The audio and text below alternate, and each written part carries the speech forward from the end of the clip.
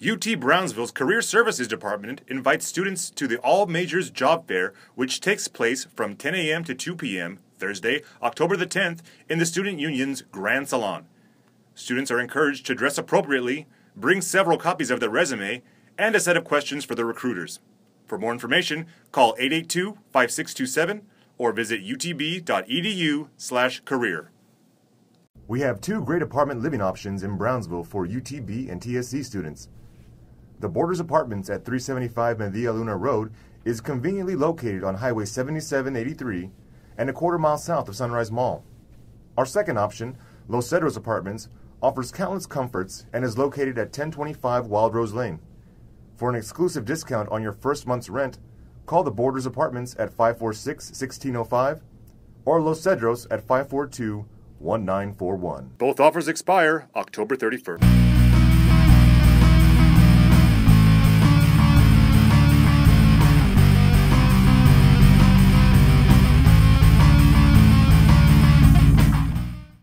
Hello, and welcome to the Collegian News Webcast. I'm Victoria Brito. And I'm Jonathan Baldwin. Here are this week's stories. The Student Government Association has made changes to their officer lineup. With more on the story, here's Victoria Brito. New officers were appointed last Wednesday at the SGA Senate Board meeting. Daniel Corona, former Vice President of Policy and Procedure, is now Vice President of Administration. I know that we united and work together. Corona's successor is former Senator-at-Large Philip Martinez. I'm very familiar with all of this. This is not new to me. That's why I think I should be best for this. Other appointments include Francisco Lozano as Associate Judge in the Supreme Court, Marisol Sanchez as Senator Pro Tem, Mario Villa and Jacqueline Sanchez as freshman senators, and Leslie Barrientos and Ileana Tavares as Senators-at-Large. In other business, the SGA approved Resolution Number 7, which allocates $500 for the purchase of a leadership ring that will be awarded to an outstanding student leader.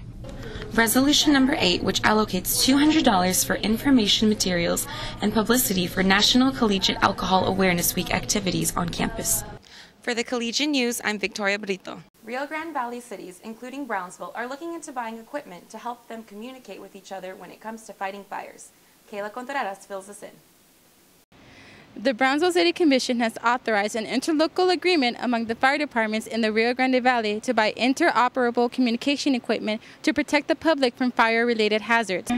In 2012, the Department of Homeland Security and FEMA put out a grant opportunity called Assistance to Firefighters Grant, which provided financial assistance to enhance cities' ability to protect the public fire service personnel from the hazards. The grant provides a federal share portion of $2.2 million with the required 20% local match of $550,280 for a total project cost of $2.7 million.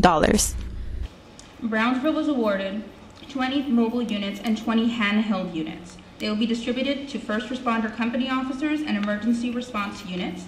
The City of Brownsville must pay for the 40 radios, which is a total of $152,930. The City is eligible for $139,160 from the federal share and the local match share portion. In other business, the Commission awarded an $8.4 million contract to Foremost Paving of Westvaco for improvements at the Brownsville South Padre International Airport.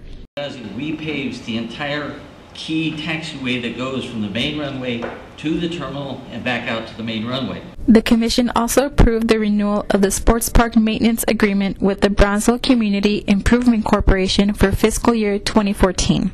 It provides for the BCIC to pay to the city $550,000 in 12 equal monthly installments, and then the city basically manages the park in exchange for that. For the Collegian News, I'm Kayla Contreras. Many students are taking advantage of internship and study abroad programs. Brenda Lopez brings us this week's segment of In the Real World. We meet Aaron White, a graduate student in biology who conducted research in Siberia during the summer. Please tell me about your experience and the research you conducted in Siberia this summer.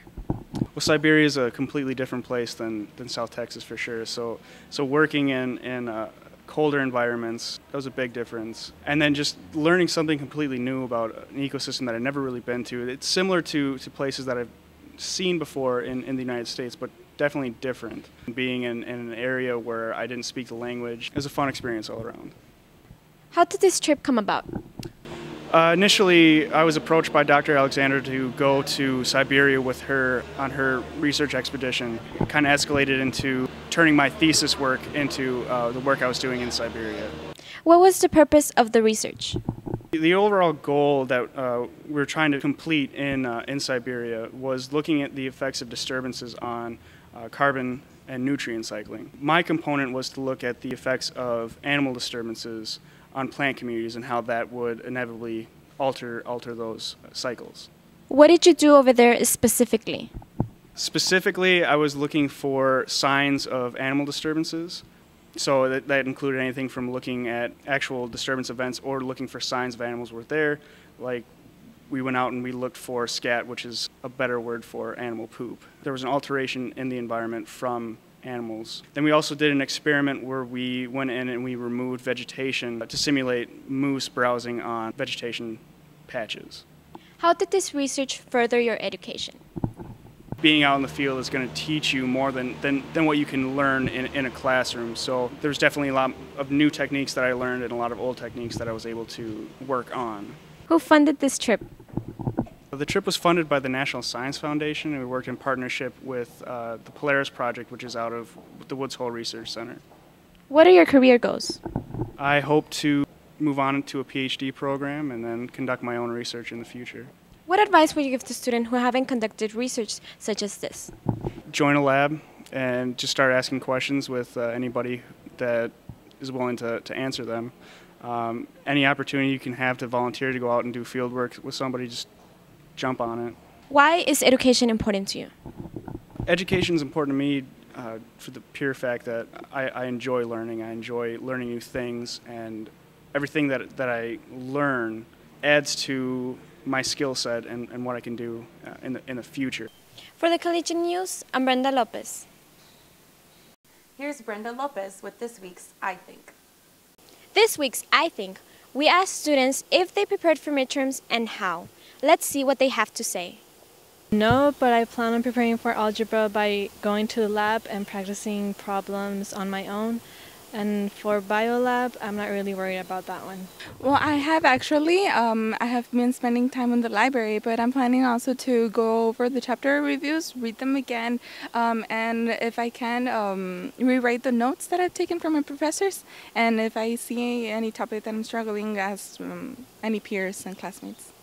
Well, I haven't right now, but I plan to. Usually when I study for midterms, I try to take out at least an hour every other day. And then a week before, an hour every day. I was just reading the material over and over and familiarizing myself with it. ¿Te has preparado para tus exámenes de mitad del curso y cómo te has preparado? Como en caso de la clase de matemáticas, un compañero mío es tutor en el laboratorio y nos juntamos en su casa y nos ayuda a repasar todos los temas y nos pone ejemplos y así podemos ver nuestros errores y corregirlos, y pues esa es la forma en la que me preparo para mis exámenes. For the Collegian News, I'm Brenda Lopez. Gladys Porter Zoo has opened the doors to a new marine exhibit. Monica Gudino takes us there. Brownsville's Gladys Porter Zoo has just unveiled a new aquatic center that aims to educate the public about the importance of ecosystems. After a year and a half of construction, the Gladys Porter Zoo's Russell Aquatic Ecology Center formally opened September 28. More than 5,500 people visited the zoo that weekend. Community donations and fundraisers paid for the $2.3 million center, which is named for the Russell family, who were among those who helped to make the project possible. Pat Birchfield, zoo director, said, The thing we hope that they will learn is the value of our aquatic systems and how important they are to our everyday life, that we protect them. So we're hoping that this will help to be a tool to teach young people to become good stewards of our natural environment. The Stingray Touch Tank is the crown jewel of the zoo center, where visitors are able to touch these animals. Juana Zavala, a senior biology major, attended the event along with Circle K International.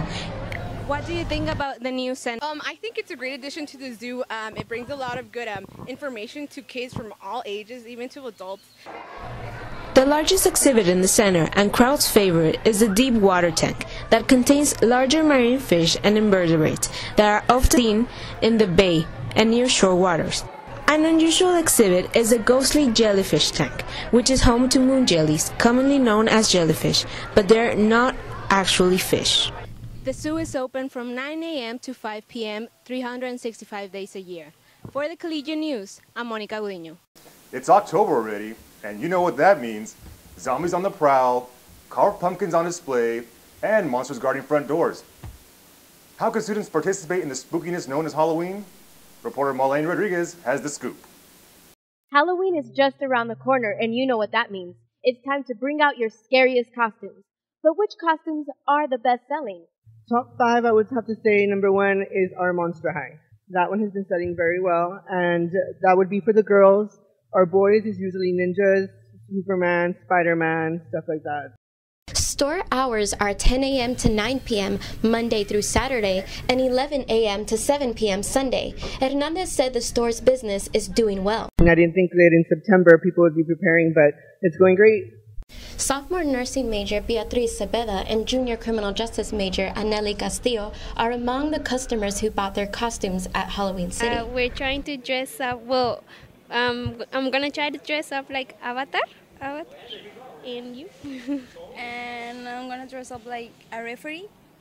Sophomore criminal justice majors Carlos Zúñiga and Mario Espinosa both said they plan to dress as Batman. For Halloween, I'm planning on being Batman for the 2nd year in a row. I still don't know, but I might dress up as Batman. Reporting for the Collegian News, this is Marlene Rodriguez. Thank you for joining us this week. I'm Victoria Brito. And I'm Jonathan Baldwin. Have a great week.